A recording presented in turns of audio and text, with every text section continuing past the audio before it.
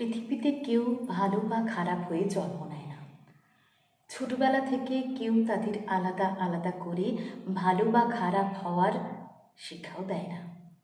তবে ছোটবেলা থেকে বড়বেলা পর্যন্ত বেশ কিছু মানুষের আচরণ বা ব্যবহার এটাই জানিয়ে দেয় তাদের প্রকৃত শিক্ষার কথা, তাদের মনের গোপন অভিব্যক্তির কথা।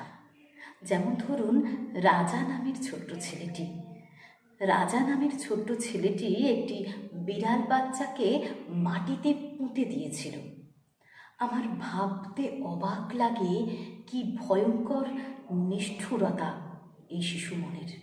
উল্টো দিকে মীরা নামের ছোট্ট মেয়েটি সেই বিড়াল বাচ্চাটিকে মাটি থেকে তুলে নিয়ে ভীষণ কেঁদেছিল, বাড়ি নিয়ে গিয়েছিল, পরম যত্ন সহকারে আদর করে তাকে নিজের দুধের ভাগ থেকে এক বাটি দুধও খেতে দিয়েছিল।